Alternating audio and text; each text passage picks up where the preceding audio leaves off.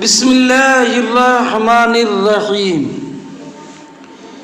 باب ذکر البیع والشراء علی المنبر فی المسجد،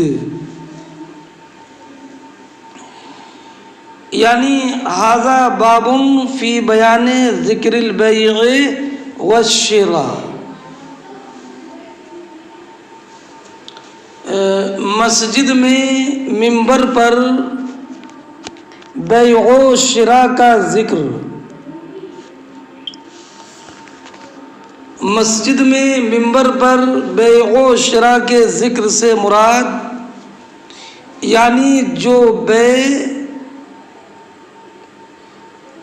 بیع و شراء پہلے ہو چکی ہے اس کے وقوع کی خبر مسجد میں منبر پر دینا، یہ مراد ہے۔ یہ مراد نہیں ہے کہ مسجد میں منبر پر کھڑے ہو کر بیع و شراء کرنا، یہ مراد نہیں ہے، بلکہ بیع و شراء جو پہلے ہو چکی ہے اس کی خبر مسجد میں منبر پر دینا۔ اب اس تعلق سے حدیث مبارک سنیے۔ حدثنا علی بن عبد اللہ قال حدثنا سفیان عن یحییٰ عن عمرہ عن عائشہ قالت اتتها بریرۃ تسألها فی کتابتها فقالت ان شئت اعطیت اہلک ويكون الولاء لي، وقال آلها إن شئت أعطيتها ما بقي إلى آخره۔ پہلے میں اس حدیث کی مختصر توضیح کر دوں۔ حضرت بریرہ بنت صفوان یہ باندی تھیں اور حضرت مغیث کے نکاح میں تھیں۔ ان کے آقا نے ان کو مکاتبہ بنا دیا۔ ایک روایت کے مطابق 9 اوقیہ چاندی کے عوض، 1 اوقیہ چاندی 10 دینار سونا یا 40 درہم چاندی ہوتی ہے، اور یہ طے کیا کہ ایک اوقیہ چاندی سال بسال 9 سال میں ادا کر دو تو تم آزاد ہو۔ حضرت بریرہ رضی اللہ تعالی عنہ یہ بدل کتابت اکٹھا کرنے کے لیے نکلی اور حضرت ام المومنین عائشہ صدیقہ رضی اللہ تعالی عنہا کی خدمت میں اس تعلق سے حاضر ہوں کہ بدل کتابت میں کچھ رقم مل جائے۔ حضرت عائشہ صدیقہ ام المومنین رضی اللہ تعالی عنہا نے ان سے ارشاد فرمایا کہ میں ایک مشت پوری رقم ادا کر دوں تو تمہارا مالک میرے ہاتھ تم کو بیچ دے، پھر میں خرید کر تمہیں آزاد کر دوں گی۔ حضرت بریرہ نے حضرت عائشہ صدیقہ کا یہ پیغام اپنے مالک کو پہنچایا کہ میری مکمل ثمن عائشہ صدیقہ ام المومنین آپ کو دے دیں اور آپ مجھے عائشہ صدیقہ ام المومنین کے ہاتھ بیچ دیں۔ تو ان کے مالک نے کہا کہ ٹھیک ہے، مگر شرط یہ ہے کہ رشتہ ولا ہم سے رہے گا۔ حضرت بریرہ نے یہ آ کر نبی کریم علیہ السلام کی زوجہ محترمہ ام المومنین عائشہ صدیقہ رضی اللہ تعالی عنہا سے ذکر کیا۔ تو عائشہ صدیقہ رضی اللہ تعالی عنہا ام المومنین نے یہ سارا معاملہ نبی کریم علیہ السلام کی بارگاہ میں پیش کر دیا۔ تو نبی کریم علیہ السلام مسجد میں تشریف لائے اور آپ نے منبر پر خطبہ دیا اور آپ نے ارشاد فرمایا، ما والو اقوام یشترطون شروطا لیس فی کتاب اللہ من اشترط شیئا شرطا لیس فی کتاب اللہ فلیس لہ۔ کیا حال ہے ان لوگوں کا جو ایسی شرطیں لگاتے ہیں جو کتاب اللہ میں نہیں ہے۔ لیس فی کتاب اللہ، کتاب اللہ میں، کتاب اللہ سے مراد حکم اللہ،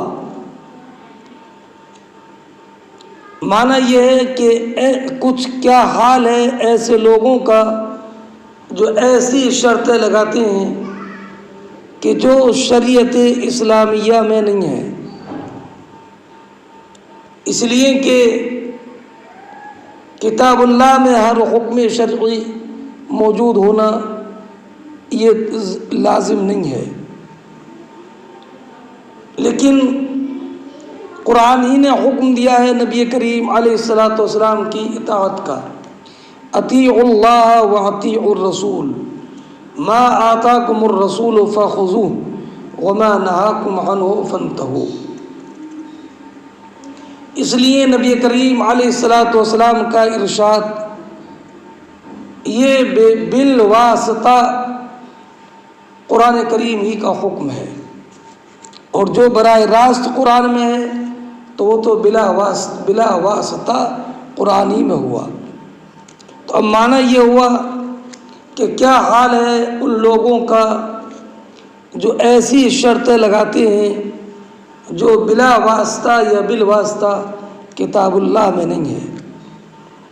اور فرمایا جو کوئی ایسی شرط لگائے جو کتاب اللہ میں نہ ہو تو فلیس لہ، اس کا حق اس کو نہیں ملے گا۔ وَإِنِ اشْتَرَطَا مِئَةَ مَرَّةٍ، اگرچہ وہ 100 مرتبہ شرط لگا لے۔ اب سرکار نے فرمایا ما وال اقوام یشترطون شروطا لیس فی کتاب اللہ، اس میں بیع و شراء کا ذکر تو نہیں ہے، اور باب یہ ہے کہ مسجد میں منبر پر جو بیع و شراء ہو چکی ہے اس کا ذکر تو وہ تو ذکر نہیں ہے، اس میں تو خالی اتنا ہے ما وال اقوام یشترطون شروطا لیس فی کتاب اللہ۔ تو علامہ عینی نے فرمایا کہ چونکہ سرکار کا یہ جملہ اس بیع و شراء سے متعلق تھا، اس بیع و شراء کے پس منظر میں تھا جو حضرت بریرہ کے مالک اور ام المومنین عائشہ صدیقہ رضی اللہ تعالی عنہا کے درمیان تھا۔ تو اب گویا کہ یہ اس گفتگو کے تناظر میں یہ سرکار نے فرمایا تھا نا، تو گویا کہ اب بیع و شراء کا ذکر اس معنی کر بیع و شراء کا ذکر، چونکہ بیع و شراء کے تناظر میں یہ بات ذکر کی گئی تھی، اس لیے گویا کہ بیع و شراء کا ذکر یہ منبر پر ہو گیا۔ اس اعتبار سے یہ حدیث ترجمۃ الباب کے مطابق ہو جائے گی۔ اور نبی کریم علیہ الصلاۃ والسلام نے حضرت عائشہ صدیقہ رضی اللہ تعالی عنہا سے فرمایا تھا، ابتغیھا فعاتقیھا فإنما الولاء لمن عاتق۔ فرمایا ام المومنین نے ارشاد فرمایا کہ سرکار نے فرمایا کہ اے عائشہ تم اسے خرید لو، پھر اسے آزاد کر دو۔ فإنما الولاء لمن عاتق، بے شک ولا صرف اس کے لیے ہے جس نے آزاد کیا۔ یہ حدیث ہوئی۔ اب پہلے میں اس مختصر توضیح کے ساتھ میں حدیث کا ترجمہ کر دوں، اس کے بعد میں پھر میں چند مسائل آپ کے سامنے اس تعلق سے مزید عرض کروں گا۔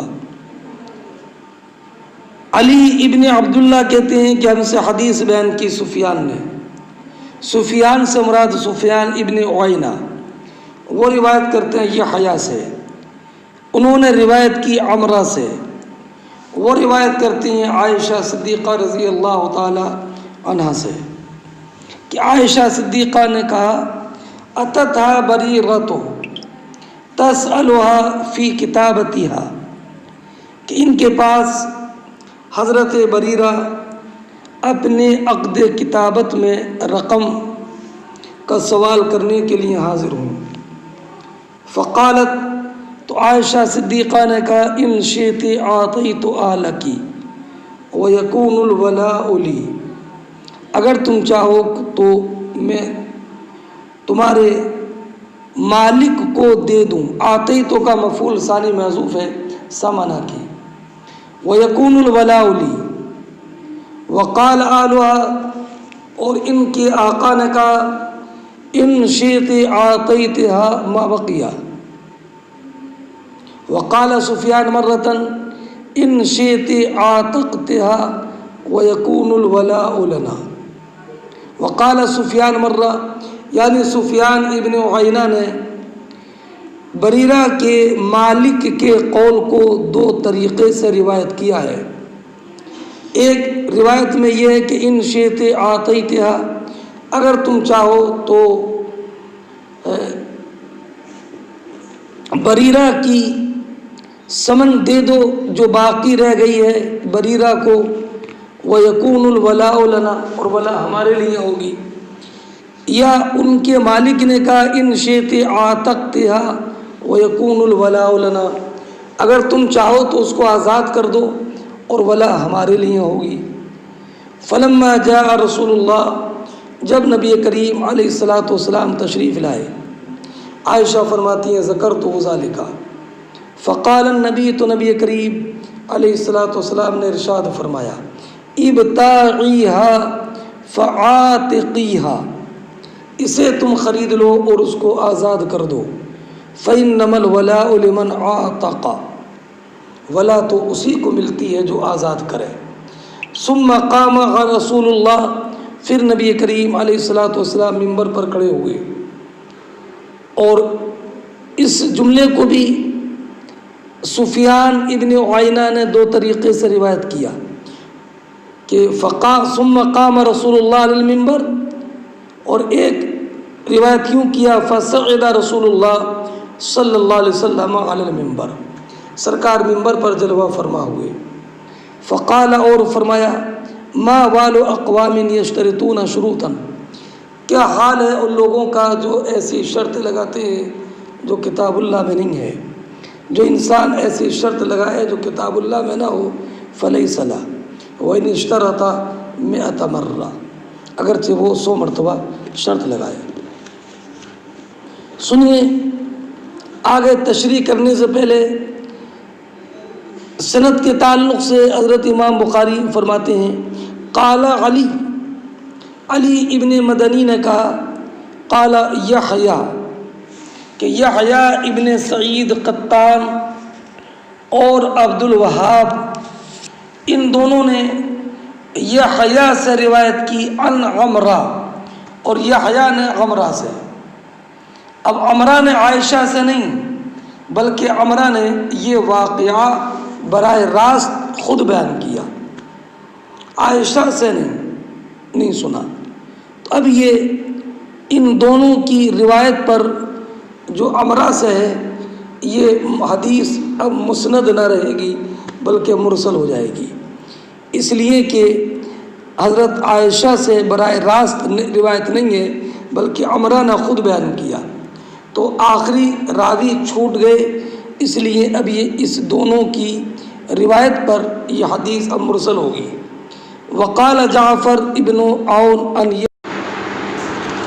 ہاں تو یہ جو جعفر کی روایت ہے اس میں صراحت ہے کہ یحییٰ نے عمرہ سے سنا اور عمرہ نے عائشہ صدیقہ رضی اللہ تعالی عنہا سے۔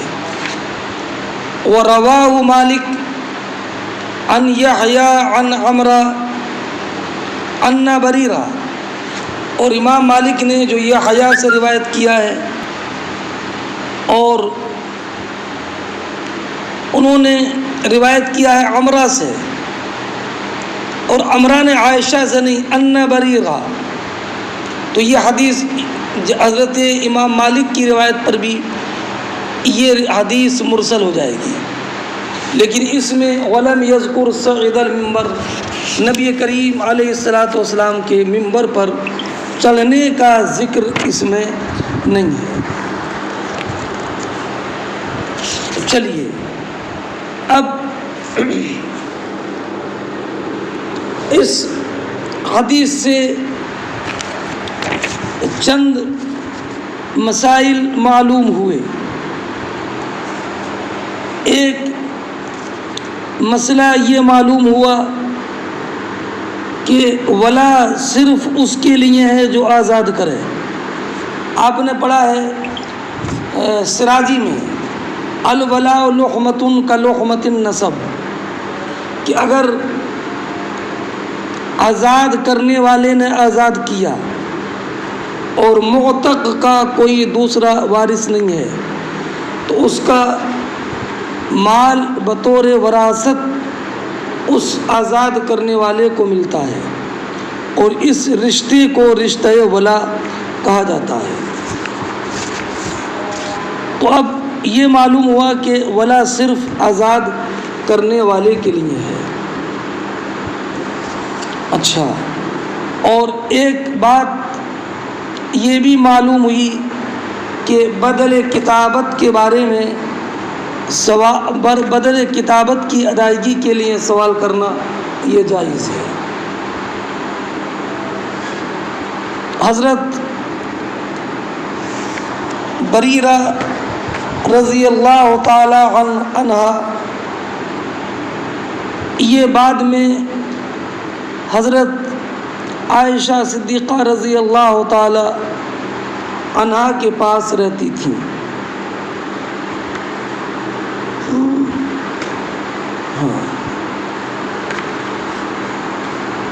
تو ایک مرتبہ صدقے کا گوشت بریرہ کو دیا گیا، نبی کریم تشریف لائے تو اور فرمایا کہ ہانڈی میں کیا ہے، تو فرمایا کہ بریرہ کا گوشت ہے، تو آپ نے فرمایا لا صدقہ ولنا ہدیہ۔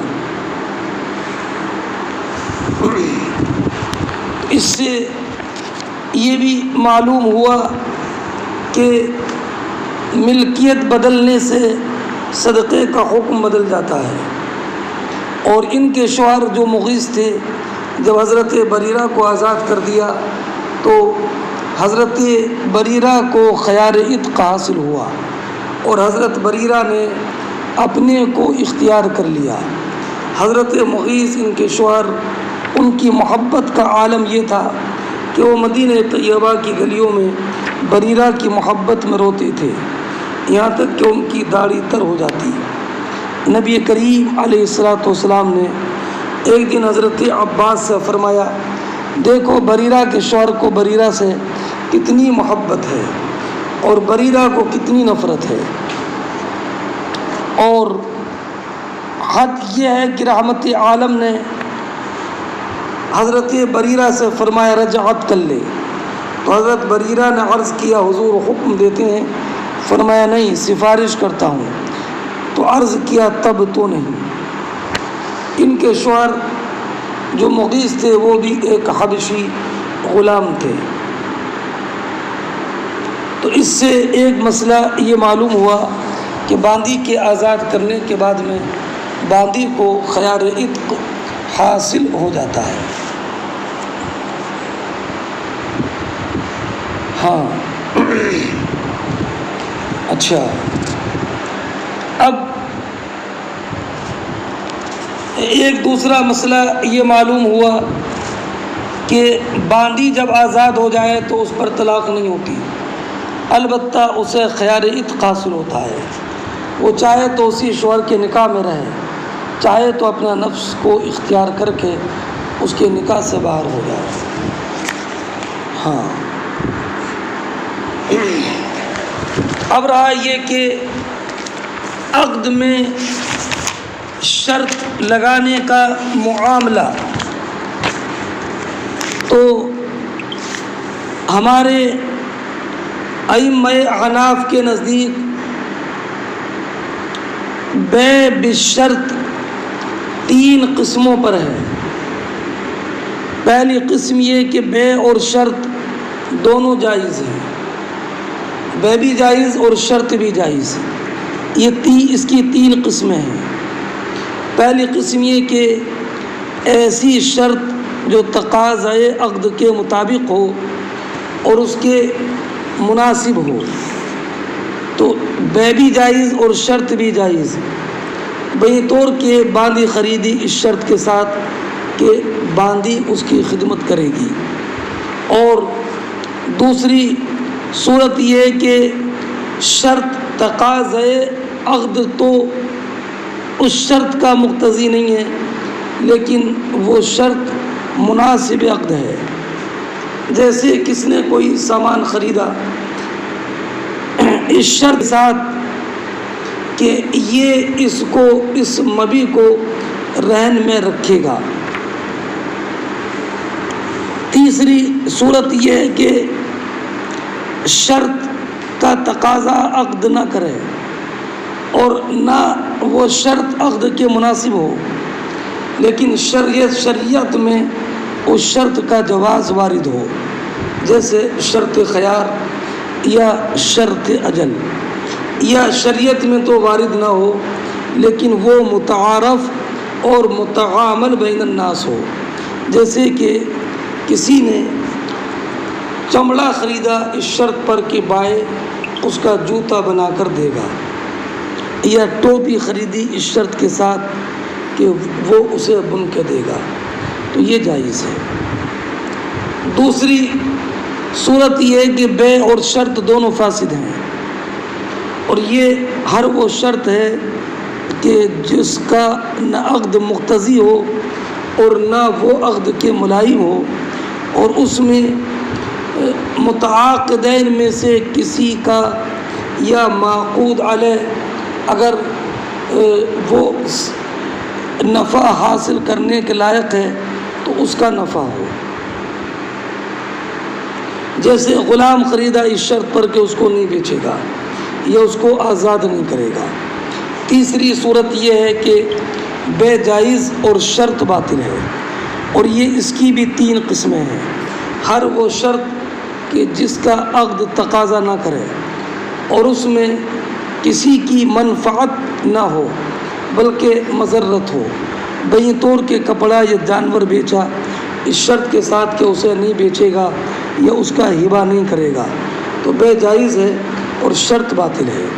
دوسرا یہ کہ ہر وہ شرط کہ عقد اس کا تقاضا نہ کرے اور اس میں منفعت یا مضرت بھی کسی کے لیے نہ ہو. جیسے غلہ خریدا اس شرط کے ساتھ کہ اسے کھائے گا، تو یہ بے جائز ہے اور شرط باطل ہے۔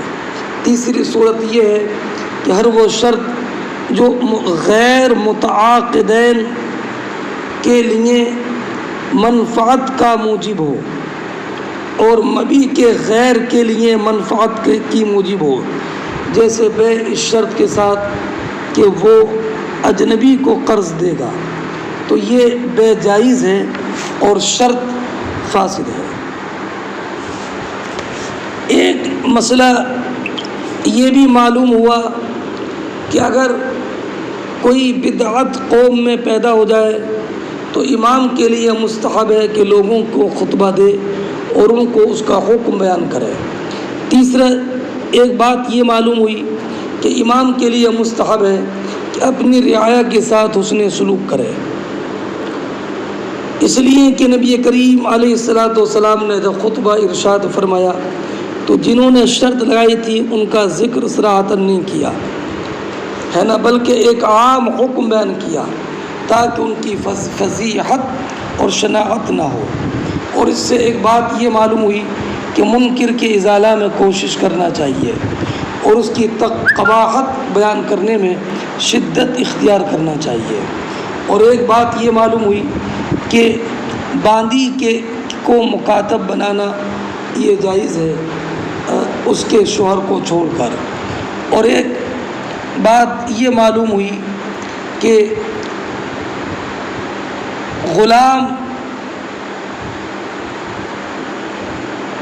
جو کہ باندی کا شوہر ہے وہ اپنی باندی کے مکاتبہ بنانے سے نہیں روک سکتا ہے۔ اور ایک بات یہ معلوم ہوئی کہ آقا مکاتب سے بدل کتابت قسطوار لے اور مکاتب لوگوں سے اس معاملے میں بدل کتابت کو اکٹھا کرنے میں لوگوں سے سوال کرے۔ اور ایک بات یہ معلوم ہوئی کہ غلام کا نکاح آزاد عورت سے جائز ہے، اس لیے کہ جس باندی کو آزاد کیا اگر باندی نے خیار عتق ملنے کے بعد اپنے شوہر کو اختیار کر لیا تو اس کی بیوی آزاد ہوگی اور یہ خود غلام ہوگا۔ ہاں، اور ایک بات یہ بھی معلوم ہوئی کہ خبر واحد کا قبول کرنا اور باندی کی خبر کا قبول کرنا جائز ہے، اس لیے کہ حضرت بریرہ نے خبر دی تھی کہ ان کے آقا نے انہیں مکاتبہ بنا دیا، اور حضرت عائشہ صدیقہ رضی اللہ تعالی عنہا نے ان کی اس بات پر اعتماد کر کے وہ کہا کہ جس کا ذکر پہلے گزر چکا ہے۔ ہاں، اب ایک بات اور بھی معلوم ہوئی کہ جو باندی شادی شدہ ہے اس کو آزاد کر کے خیار عتق خیار عتق کی بنیاد پر اگر وہ اپنی ذات کو اختیار کر لے تو اپنے شوہر کے نکاح سے نکل جائے گی۔ اب اسے دوسرے سے نکاح کرنا جائز ہوگا، ہے نا۔ اور مکاتب بنانے کا جواز خود قرآن کریم کی آیت مبارکہ سے ہے، اس لیے کہ قرآن کریم فرماتا ہے فَكَاتِبُوهُمْ إِنْ عَلِمْتُمْ فِيهِمْ خَيْرًا، کہ انہیں مکاتب بناؤ اگر ان میں تم خیر محسوس کرو۔ خیر کیا؟ کہ تم اگر یہ محسوس کرو کہ یہ آزاد ہونے کے بعد مسلمانوں کو نقصان نہیں پہنچائے گا یا باندی نقصان نہیں پہنچائے گی، اور اگر یہ اندیشہ ہو کہ یہ آزاد ہو گیا تو یہ لوگوں کو نقصان پہنچائے گا تو اس کو مکاتب نہ بنانا افضل ہے۔ اگرچہ مکاتب بنانا اس کو بھی جائز ہے لیکن افضل یہ ہے کہ اسے مکاتب نہ بنایا جائے۔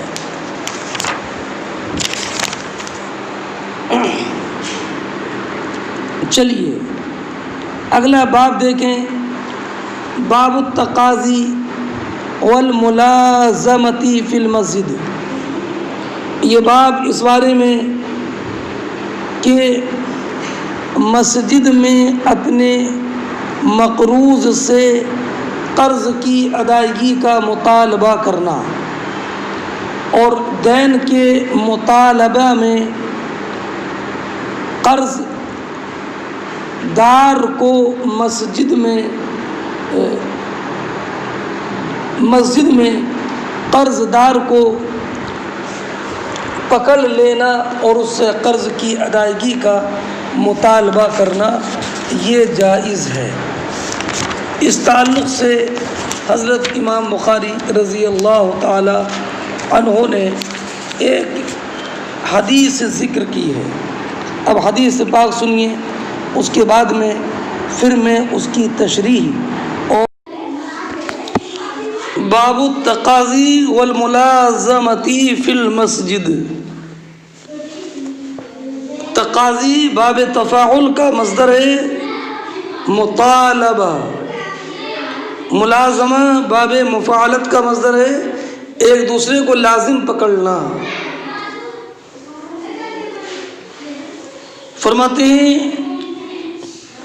باب التقاضی اے ھذا باب فی بیان حکم التقاضی اے فی مطالبۃ الغریم بقضاء الدین۔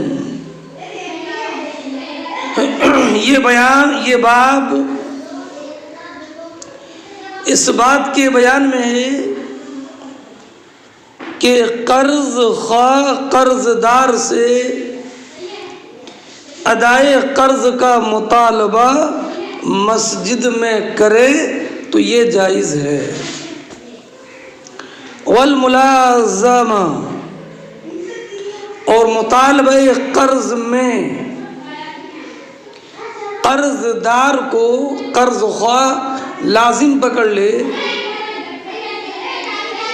اس کو جانے سے روکے تو یہ جائز ہے۔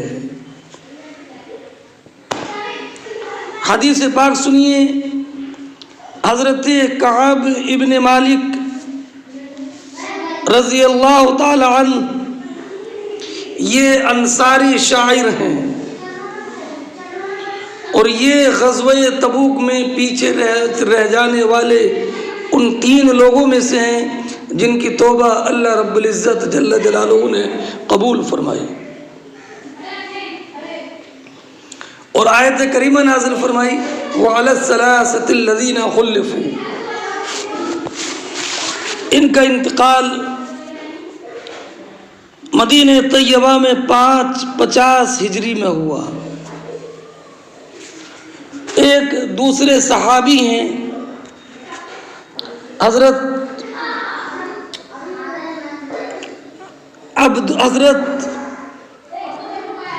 ابن ابی حضرت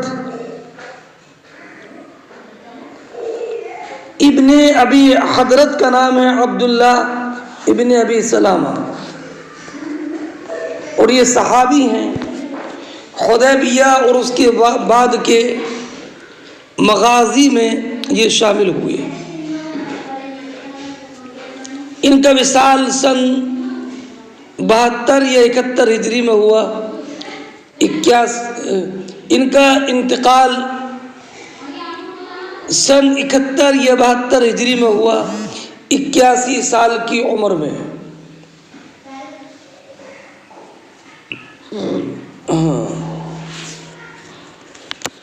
چلیے اب سنیے، حضرت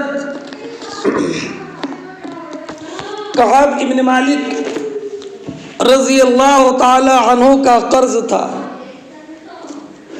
عبداللہ ابن ابی سلامہ پر، تو کعب ابن مالک رضی اللہ تعالی عنہ نے اپنے قرض کا مطالبہ کیا تھا عبداللہ ابن ابی سلامہ سے مسجد نبوی میں۔ قرض کے مطالبے میں ان کی آواز کچھ بلند ہو گئی تو نبی کریم صلی اللہ تعالی علیہ وسلم نے حجرہ عائشہ صدیقہ رضی اللہ تعالی عنہا سے خروج فرمایا، یہاں تک کہ اپنے حجرے کے پردے کو ہٹایا اور حضرت کعب کو پکار کر کہا یا کعب، تو حضرت کعب نے کہا لبیک یا رسول اللہ، فرمایا زع من دینک ھذا، اپنے قرض میں سے اتنا کم کر دو۔ سرکار نے انگلی سے اشارہ کیا تو حضرت کعب ابن مالک نے کہا لقد فعلت یا رسول اللہ، سرکار میں نے کر دیا۔ اب سرکار نے عبداللہ ابن ابی سلامہ سے کہا قم فقضہ، جاؤ جو آدھا قرض معاف کرنے کے بعد بچا ہے وہ ادا کر دو۔ اب اس حدیث میں آپ محل ترجمہ دیکھیں کہ حضرت کعب ابن مالک نے اپنے قرض کا مطالبہ مسجد میں کیا، تو اس سے معلوم ہوا کہ مسجد میں قرض کا مطالبہ کرنا جائز ہے۔ اب رہا یہ کہ ملازمہ، تو ملازمہ کے جواز پر تو اس میں کوئی دلیل نہیں ہے،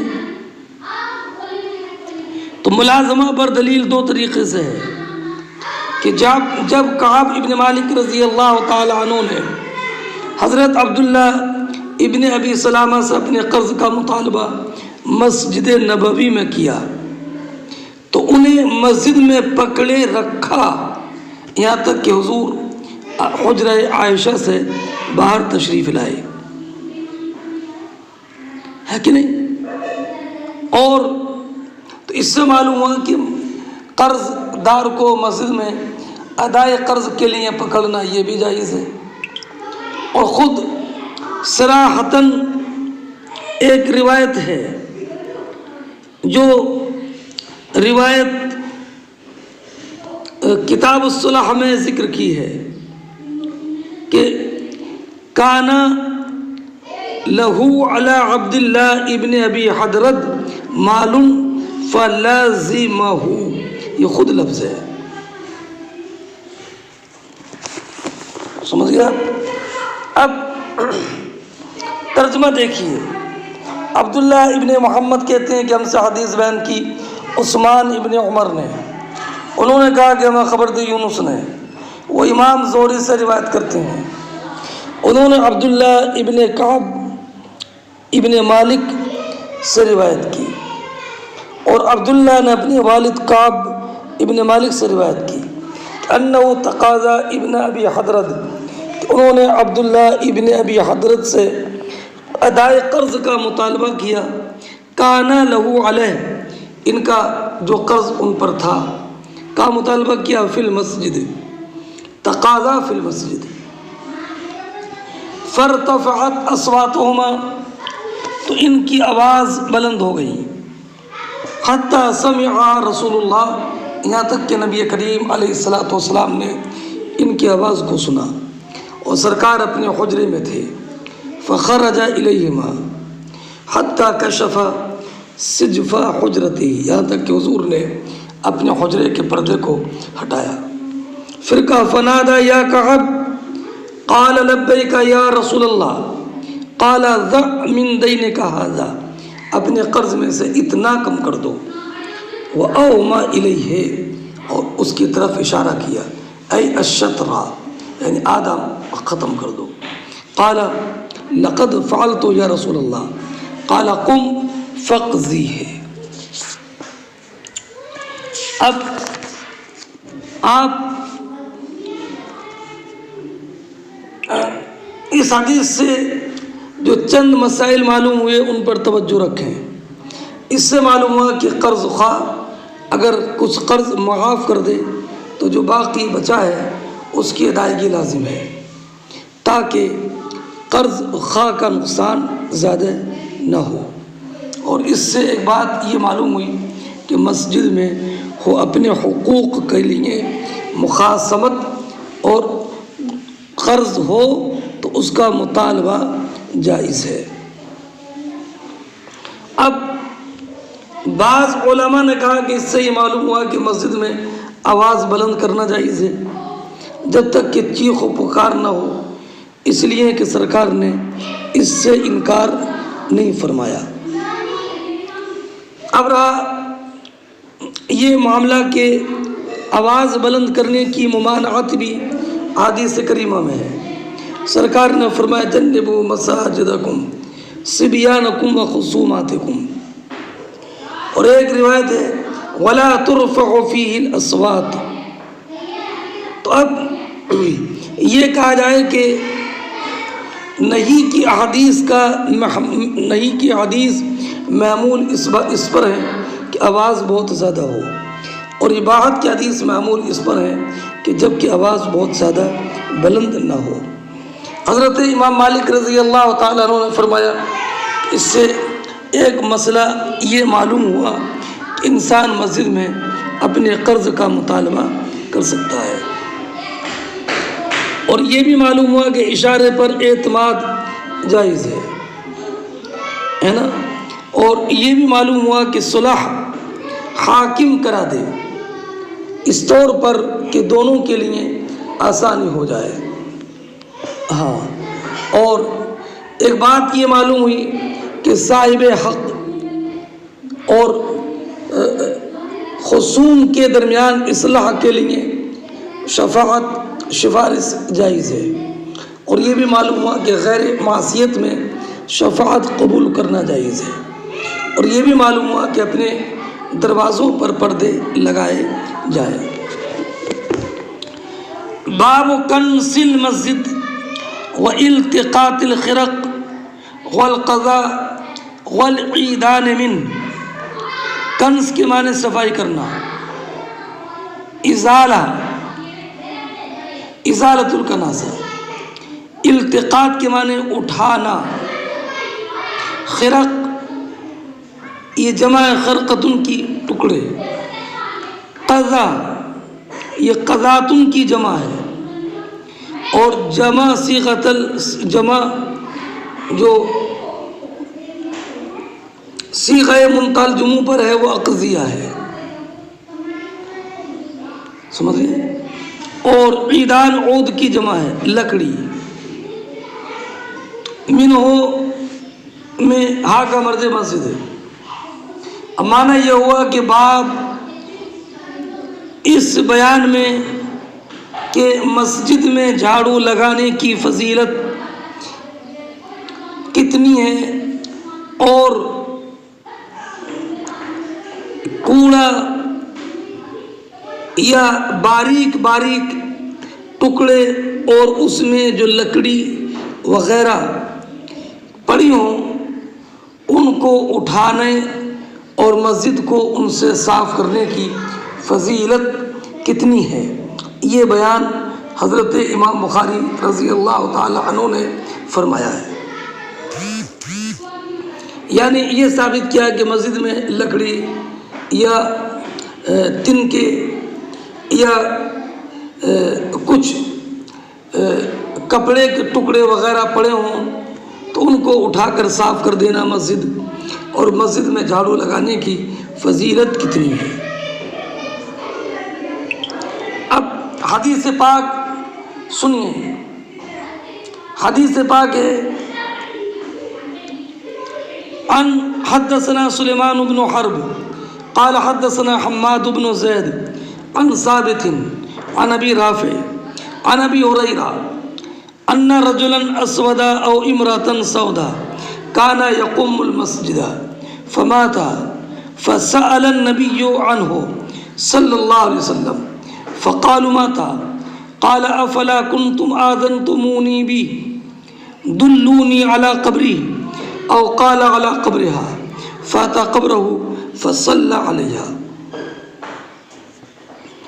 سلیمان ابن حرب بیان فرماتے ہیں کہ ہم سے حدیث بیان کی حماد ابن زید نے، وہ روایت کرتے ہیں ثابت سے، انہوں نے روایت کی ابو رافع سے، وہ روایت کرتے ہیں حضرت ابو ہریرہ رضی اللہ تعالی عنہ سے کہ ان رجلا اسود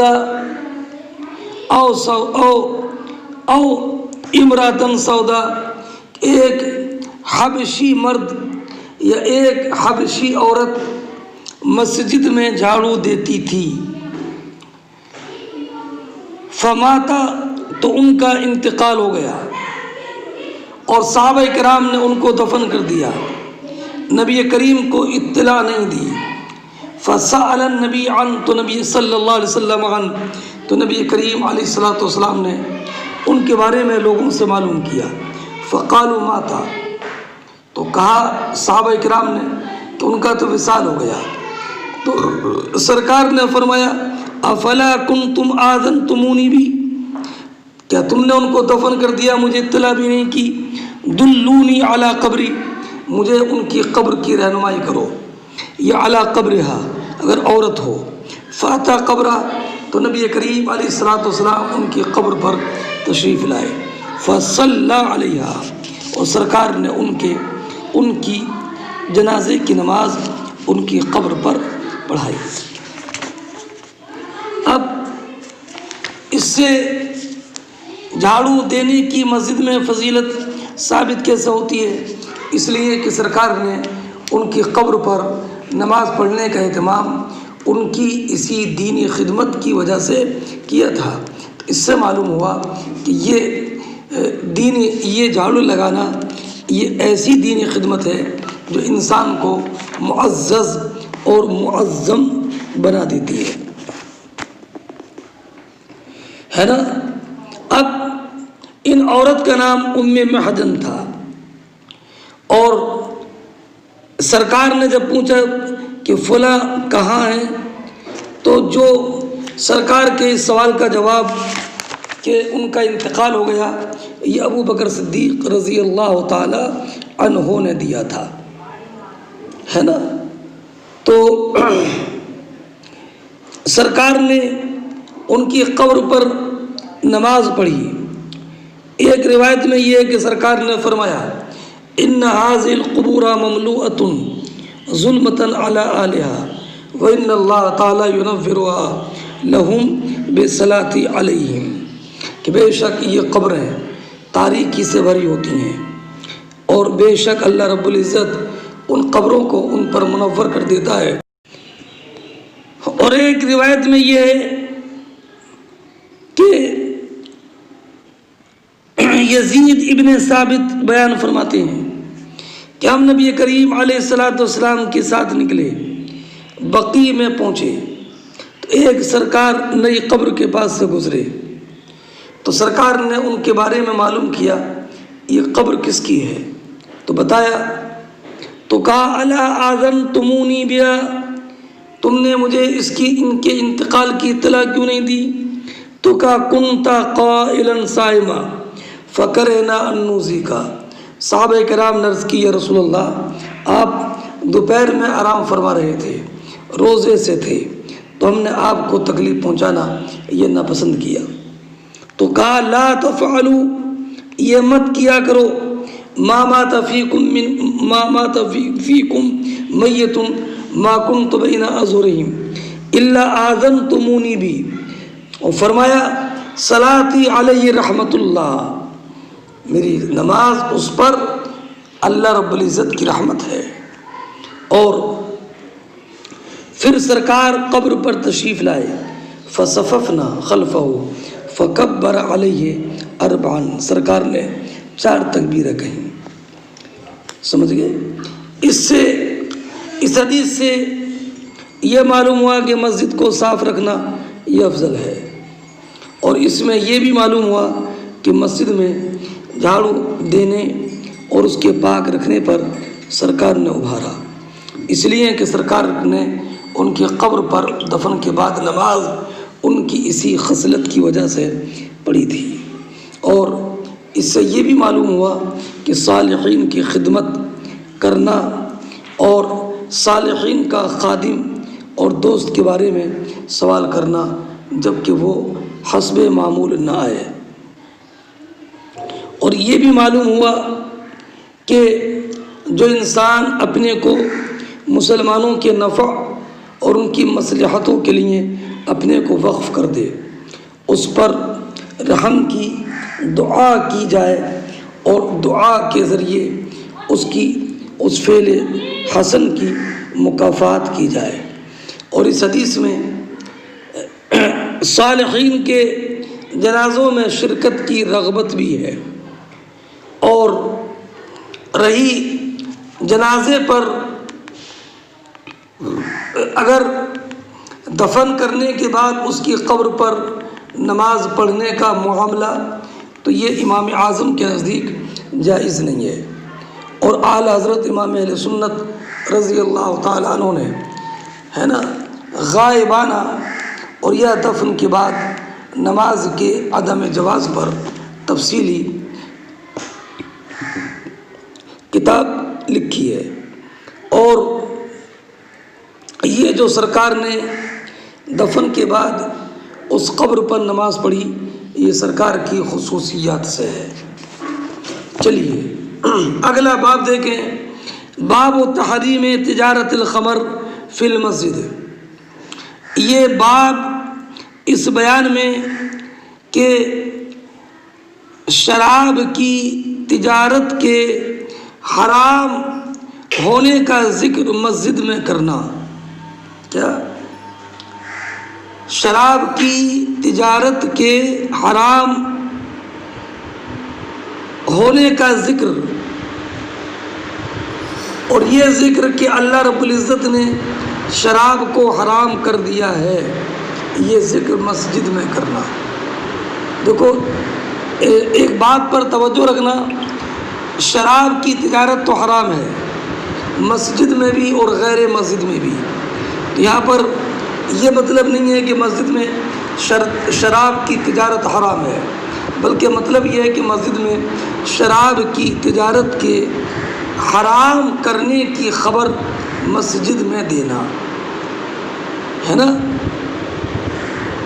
اصل میں شائبہ یہ ہوتا ہے کہ مسجد تو اللہ کے ذکر کے لیے ہے، اور شراب اور سود وغیرہ تو یہ فواحش میں سے ہیں، اسی لیے اللہ نے ان سے منع فرمایا ہے نا۔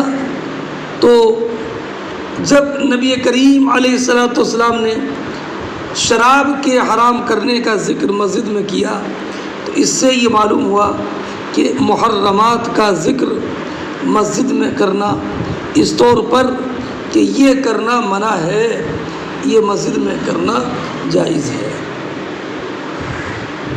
ہاں اب سنیے، فرماتی ہیں حدثنا عبدان عن ابی جمرہ عن العامش عن مسلم عن مسروق عن عائشہ قالت لما انزلت الآیات من سورة البقرہ فی الربا خرج النبی صلی اللہ علیہ وسلم إلى المسجد فقرأهن على الناس ثم حرم تجارة الخمر۔ حضرت عائشہ صدیقہ رضی اللہ تعالیٰ عنہ ام المومنین ارشاد فرماتی ہیں کہ جب سورہ بقرہ کی آیات کریمہ جو ربا کے بارے میں ہیں وہ نازل ہوئیں، تو نبی کریم مسجد کی طرف نکلے اور ان کو لوگوں کے سامنے پڑھا، اور پھر سرکار نے شراب کی تجارت کرنے کو حرام قرار دے دیا۔ اب آیت الربا کہاں سے ہیں؟ الذین یأکلون الربا لا یقومون الا کما یقوم الذی یتخبطہ الشیطان من المس ذلک بانہم قالوا انما البیع مثل الربا احل اللہ البیع وحرم الربا، کہاں تک؟ آخر تک، لا تظلمون ولا تظلمون تک۔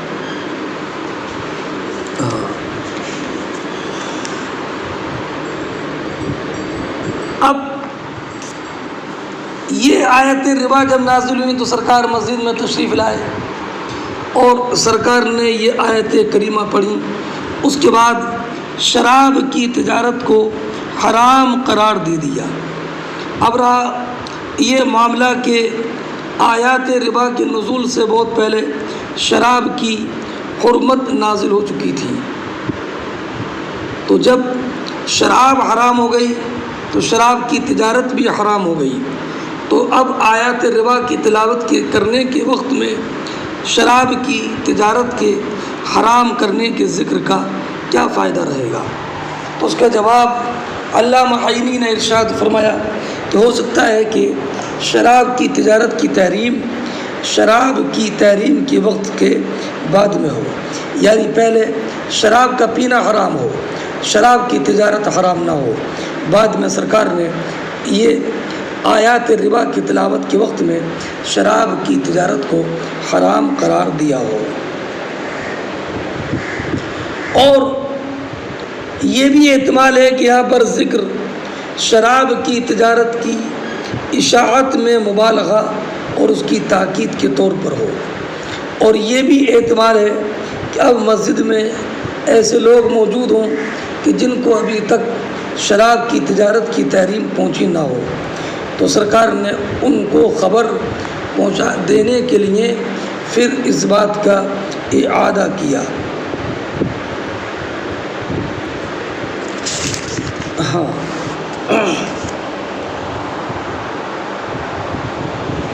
چلیے اگلا باب دیکھیں. باب الخدم للمسجد. خدم یہ خادم کی جمع ہے.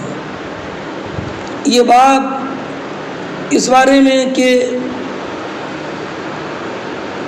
مسجدوں میں یہ باب مسجد کے لیے خادموں کے معاملے کے بیان میں ہے. فرماتی ہے وقال ابن عباس نظرت لک ما فی بطنی. یہ تعلیق ذکر کر کے حضرت امام بخاری یہ بتانا چاہتے ہیں کہ خدمت سے مسجد کی تعظیم ماضیہ میں بھی مشروع تھی. اسی لیے حضرت مریم کی والدہ حنہ نے یہ نظر مانی تھی جب وہ حاملہ ہو گئی تھی. کیا نظر مانی تھی؟ کہ جو میرے پیٹ میں بچہ ہے وہ محرر ہے. محرر کا معنی یعنی مسجد اقصیٰ کی خدمت کے لیے آزاد ہے. آزاد ہے مسجد اقصیٰ کی خدمت کے لیے. کوئی اسے کسی کام کے لیے مجبور نہیں کر سکتا ہے.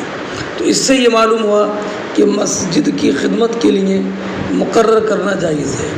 اس لیے کہ اگر مسجد کی خدمت تقرب الی اللہ کا ذریعہ نہ ہوتی تو حضرت حنہ اس کی نظر نہ مانتی. سمجھ گئے؟ وقت تو فرمایا عبداللہ ابن عباس نے کہ نظرت لک ما فی بطنی محررہ. محرر سے مراد تعنی محررا للمسجد یخدمہا، کہ وہ مسجد کی خدمت کے لیے آزاد رہے گا. یخدمہا کی ضمیر مؤنث کی ہے تو اصل میں اس سے مراد ہے ارض مقدسہ. ارض مقدسہ کون؟ بیت المقدس مسجد اقصیٰ ہے نا. اور یا اس کا مرجع ہے یخدمہا کا مرجع المساجد، کہ مساجد کی خدمت کرے. فرماتی ہیں حدثنا احمد بن واقد قال حدثنا حماد عن ثابت عن ابی رافع عن ابی ہریرہ ان امرأة او رجلا كانت تقم المسجد. فرماتی ہیں کہ ایک عورت یا ایک آدمی مسجد کی صفائی کرتی تھی. حضرت ابو رافع کہتے ہیں ولا اراہ الا امرأة، میرا یہ خیال ہے کہ ابو ہریرہ نے عورت ہی کا ذکر کیا. تو اس کے بعد پھر سرکار کی اس حدیث کا ذکر کیا کہ سرکار نے اس کی قبر پر نماز پڑھی تھی، جیسے کہ ذکر آپ نے سنا ہے. اگلا باب دیکھیں. باب الاسیری اوی الغریم یربط فی المسجد. یہ باب اس بارے میں کہ قیدی کو یا قرض دار کو مسجد میں باندھا جائے گا. یعنی قیدی کو یا قرض دار کو مسجد میں باندھا جانا یہ جائز ہے۔ حضرت قاضی شریح قرض دار کو مسجد کے ستونوں میں سے کسی ستون سے باندھ دیا کرتے تھے۔ روایت سنیے۔ حدثنا اسحاق بن ابراہیم قال اخبرنا روح و محمد بن جعفر عن شعبۃ عن محمد بن زیاد عن ابی ہریرہ عن النبی صلی اللہ علیہ وسلم، نبی کریم علیہ الصلوۃ والسلام نے ارشاد فرمایا، ان عفریتا من الجن، ایک سرکش جن، طفلت علی البارحہ، گزشتہ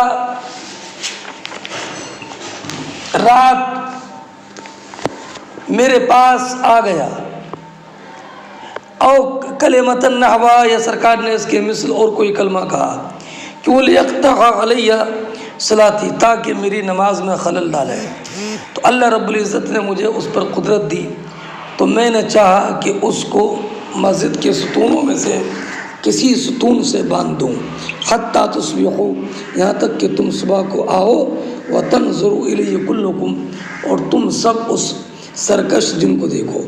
تو میں نے اپنے بھائی سلیمان علیہ السلام کا قول ذکر کیا کہ انہوں نے دعا کی تھی، رب اغفر لی وہب لی ملکا لا ينبغی لأحد من بعدی، وہ کہتے ہیں فردہ خاسیہ، تو سرکار نے اس کو نامراد کر کے واپس کر دیا۔ اب اس حدیث سے یہ معلوم ہوا کہ سرکار نے اس کو باندھنے کا ارادہ کیا، اس سے معلوم ہوا کہ قیدی کو باندھنا جائز ہے، اور جب قیدی کو باندھنا جائز ہے تو اسی پر قیاس کرتے ہوئے کیا قرض دار کو بھی باندھنا جائز ہوگا۔ اب اس سے ایک بات سرکار فرماتے ہیں کہ میں نے ارادہ کیا، اور پھر میں نے اپنے بھائی سلیمان کی اس دعا کو یاد کیا، رب اغفر لی وہب لی ملکا لا ينبغی لأحد من بعدی، اے میرے رب مجھے ایسی بادشاہت عطا فرما جو میرے بعد کسی کے لیے مناسب نہ ہو۔ تو چونکہ سلیمان علیہ السلام کے اصحاب جنات کو دیکھتے تھے، اور جنات کو دیکھنا ان کی نبوت کے دلائل میں سے ایک دلیل تھا، اگر وہ جنات کا مشاہدہ نہ کرتے تو ان پر حجت قائم نہ ہوتی، اس لیے اصحاب سلیمان جنات کو دیکھتے تھے۔ سرکار فرماتے اگر تم بھی دیکھ لیتے تو حضرت سلیمان کی بادشاہت کی کوئی خصوصیت باقی نہ رہتی، اس لیے میں نے اپنے بھائی سلیمان کے اس قول کو یاد کیا اور جن کو ناکام کر کے واپس کر دیا، ہے نا۔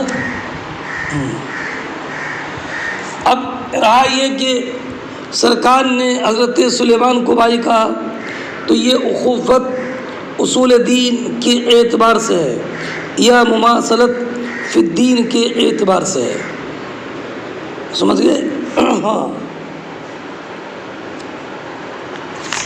اب اس حدیث سے چند مسائل معلوم ہوئے۔ پہلا مسئلہ یہ معلوم ہوا کہ جن کو دیکھنا غیر محال ہے، جن اجسام لطیفہ ہے، اور جسم اگرچہ لطیف ہو لیکن اس کا ادراک ممتنع نہیں ہے، اور اللہ رب العزت کا جو ارشاد ہے اِنَّهُ يَرَاكُمْ هُوَ وَقَبِيلُهُ مِنْ حَيْثُ لَا تَرَوْنَهُمْ، معنی کہ بے شک وہ تم کو، وہ شیطان جن اور اس کا قبیلہ تم کو دیکھتا ہے وہاں جہاں سے تم نہیں دیکھتے ہو۔ تو یہ حکم اغلب کے اعتبار سے ہے نا۔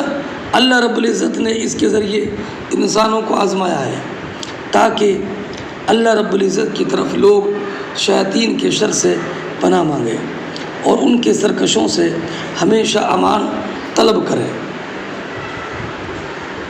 اور یہ بھی کہ اس آیت میں اس بات پر کوئی دلیل نہیں ہے کہ جنات کا دیکھنا محال ہے، اس لیے کہ اس آیت کا مستفاد یہ ہے کہ ان کا ہمیں دیکھنا اس حیثیت سے مقید ہے، یعنی ہم ان کو اس وقت نہیں دیکھتے جب وہ ہمیں دیکھیں، تو ممکن ہے کہ ہمارا۔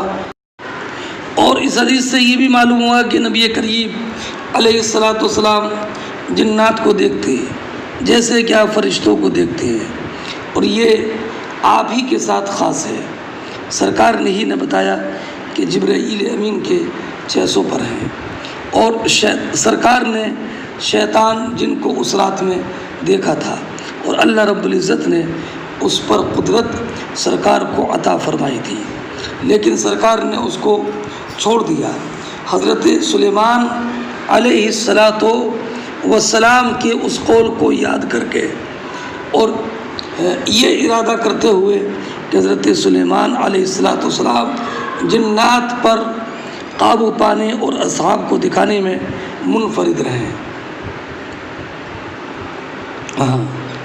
اللہ رب العزت جل جلالہ نے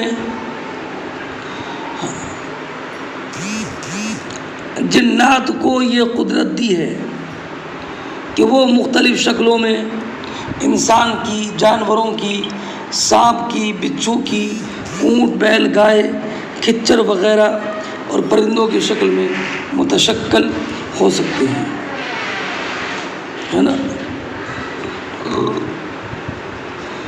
چلیے، اور اس حدیث سے یہ بھی معلوم ہوا کہ قیدی کو مسجد میں باندھنا جائز ہے، اور یہی امام بخاری رضی اللہ تعالیٰ عنہ نے باب قائم فرمایا ہے۔